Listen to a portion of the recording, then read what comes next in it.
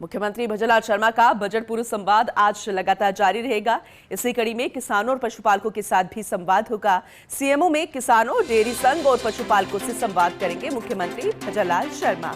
प्रदेश के करीब 135 प्रगतिशील किसान और पशुपालक इसमें शामिल हो सकते हैं। प्रदेश के कुछ किसान बीती रात ही जयपुर पहुंच गए थे। किसानों के लिए SIAM दुर्गापुरा में ठहरने की व्यवस्था की गई है। कृषि विभाग ने कर्मचारियों का रविवार का अवकाश रद्द कर दिया।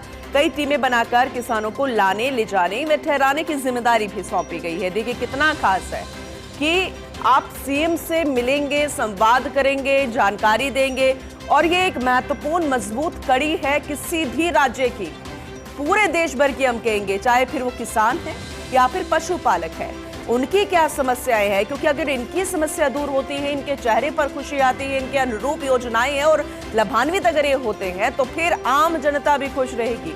क्योंकि हमारी जिंदगी का महत्वपूर्ण हिस्सा किसान होते हैं, अन्नदाता होते हैं और इनकी खुशी, इनका संतुष्ट होना बेहद जरूरी है। ज्यादा जानकारी लेंगे इस संवाद के बारे में। हमारे साथ हमारे सहयोगी senior special correspondent Vinod Singh Chauhan जुड़ चुके हैं, उनसे अपडेट हम लेते हैं।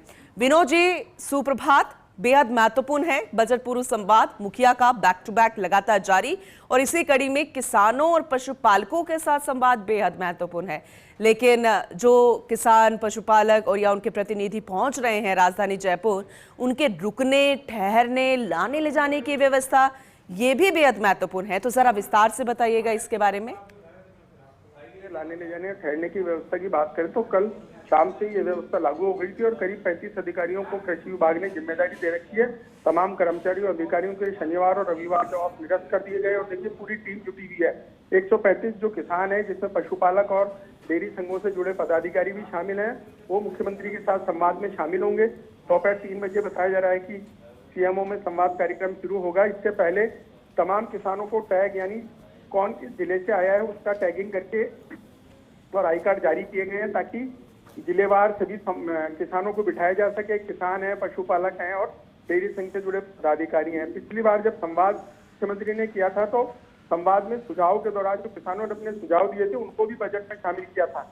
और उससे पहले जब किसानों ने बड़ी मांग रखी थी कि ऊंट संरक्षण को लेकर के मुख्यमंत्री के सामने जब पिछले संवाद में मुद्दा रखा था तो मुख्यमंत्री ने उसी दिन उनके उस मुद्दे को सॉल्व कर दिया था और ऊंट संरक्षण के लिए राशि भी स्वीकृत कर दी थी। तो हाथों हाथ किसानों को लाभ दिया गया था, क्योंकि देखिए चाहे केंद्र हो या प्रदेश हो, अन्नदाता की पहली मांग को पहली पंक्ति में सबसे आगे रखा जाता है और यहाँ तो केंद्र और राज्य की योजनाओं का किसानों को भरपूर लाभ दिया जा रहा है। तो किसान अपनी मांग भी रखेंगे, सुझाव भी देंगे, सरकार भी सुझाव देगी और देखिए करीब 3 से 4 घंटे किसानों का जो संवाद चलेगा उस दौरान यह भी बताया जाएगा कि हाल ही राज्य सरकार ने किसानों को डेनमार्क यात्रा कराई थी। वहाँ किसानों ने कितने नवाचार देखे, उनको राज्य में किस तरीके से लागू किया जा सकता है, छोटे और सीमांत किसानों के लिए किस तरीके से लाभ दिया जा सकता है, क्योंकि प्रदेश में छोटे और सीमांत किसानों की संख्या ज्यादा है।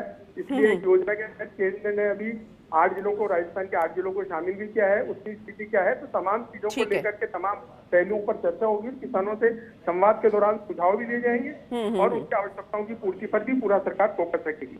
चलिए ठीक है, अपडेट आपसे लेते रहेंगे। बहुत शुक्रिया विस्तृत जानकारी देने के लिए।